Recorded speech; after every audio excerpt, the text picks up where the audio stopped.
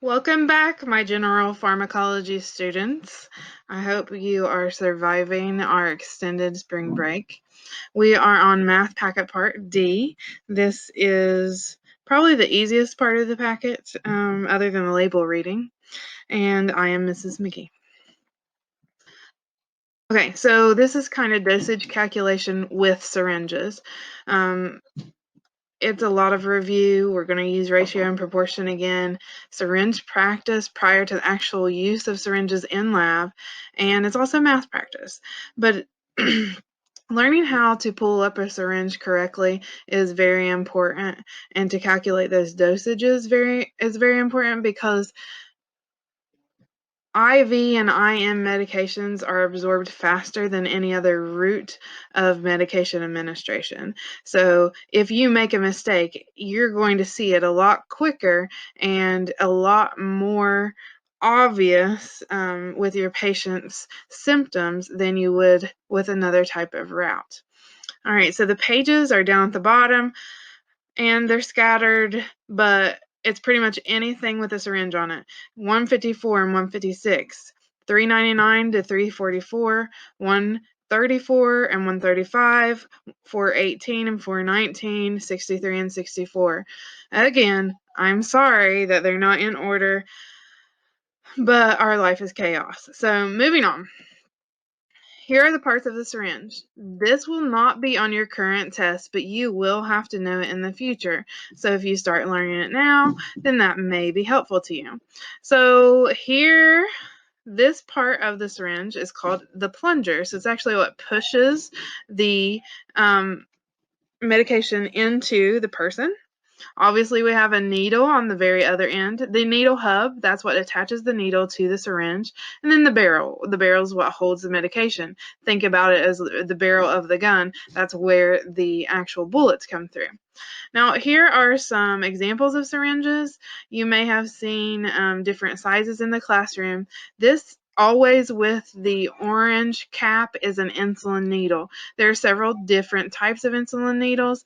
This one is a 100 unit syringe. 100 units equals 1 ml. There's also a 50 unit syringe and different types. So you always have to pay attention to that. This, we actually don't have an example of this in the classroom. It's a 12 cc syringe or 12 ml syringe. CCs are exactly the same as mLs, but we just don't use that terminology anymore. We use mLs all the time now. But you can see the markations, the demarcations are completely different on these. If this is one whole ml clear down here at the 100, you've got only this much. That's why we would never use a 12 cc syringe to administer insulin, because we want to be very specific. Make sure that if he's ordered 42 units, we can absolutely guarantee we've given 42 units. So if you look at the plunger on the 12 cc syringe, see it right here, and see how you can see the line right above it. That's where our medication would go to. It is not the bottom of the plunger. It is the top of the plunger where the little humpy bubble is. All right.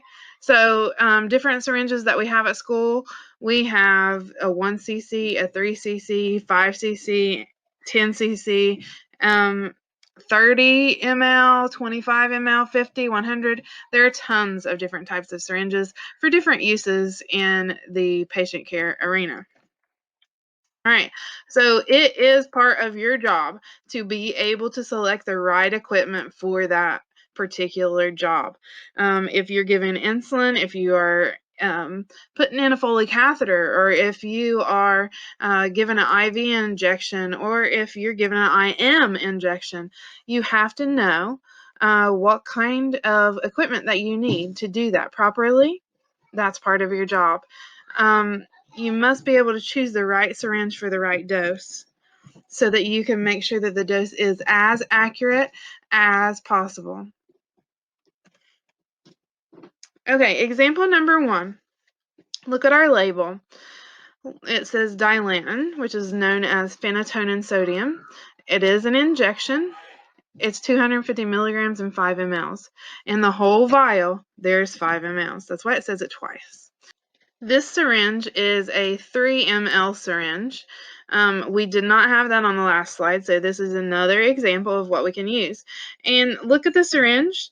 Make sure that you understand the markings. So on this, you can't see the numbers really, really well, but it's demarcated at the half, 1, 1.5, 2, 2.5, and 3 ml increments.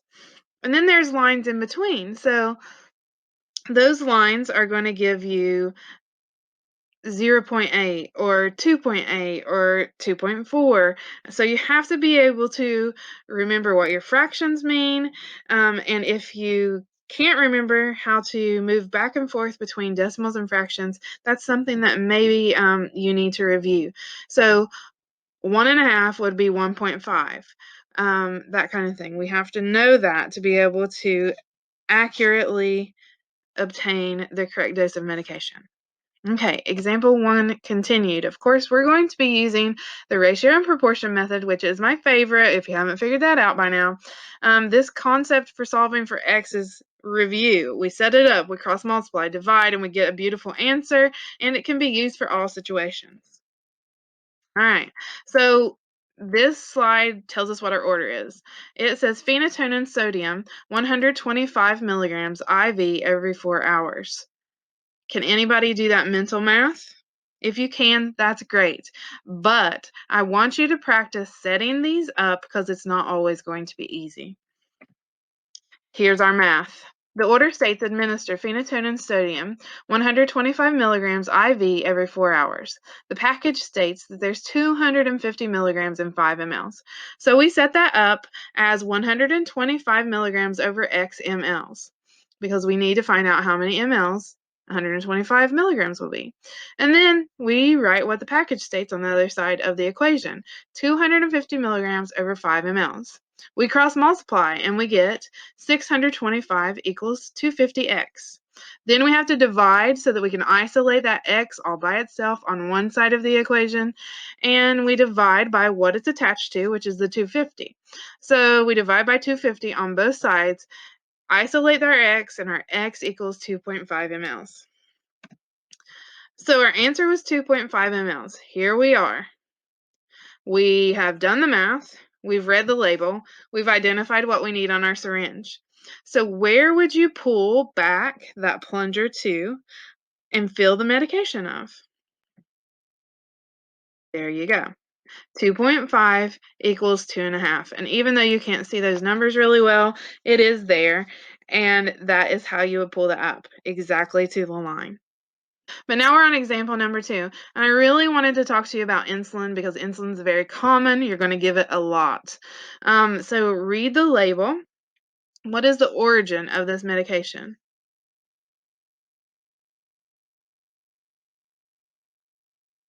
Okay, so if you can't see in big red letters pork or purified pork along here, you need to read more carefully. What religion would not be able to take this medication? If you don't remember, look that up.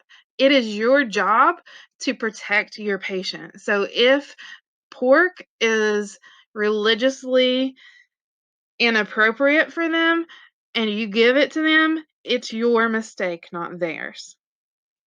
Okay, so now let's read the syringe. I've given you 2 examples of syringes here, and these are just like the examples on your papers. There are tons of different kinds of syringes. There's tons of different ways to give medication, but these are the 2 most common, 50 units and 100 units. Just know that 100 units equals 1 ml of fluid. So in a pinch, that's good information to know. So depending on the order, you have to choose the correct size. If I had 150 units, guess what's going to happen?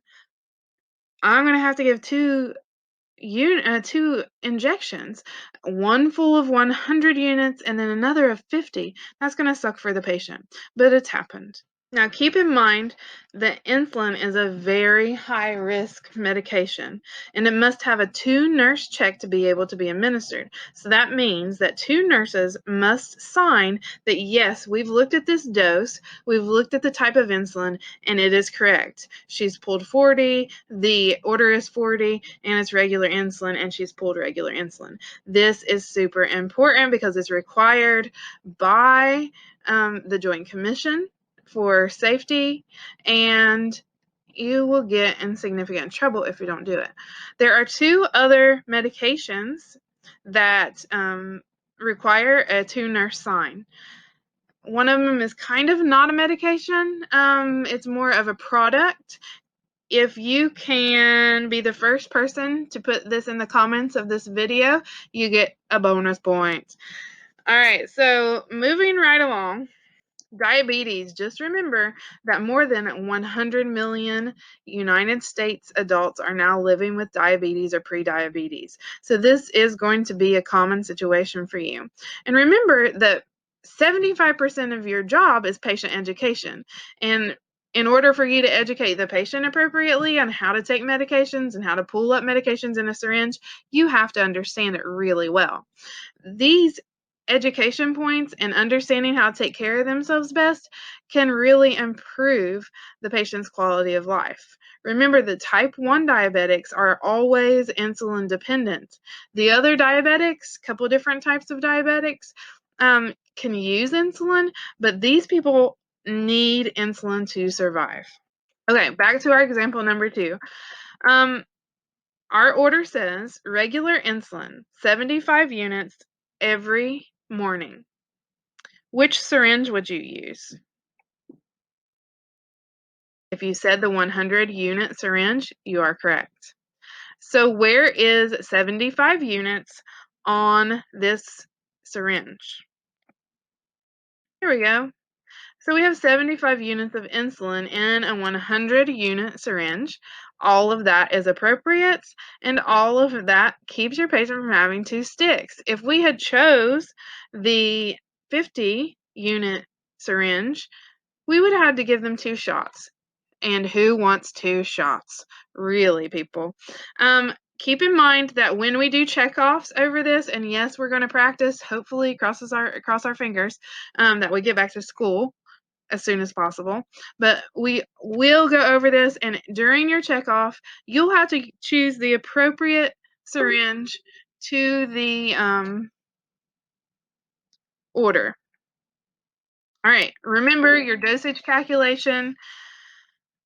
Sorry about that. Your dosage calculation pages are 154 to 156 and 339 to 344 and 134 to 135 and 418 and 419 and 63 and 64.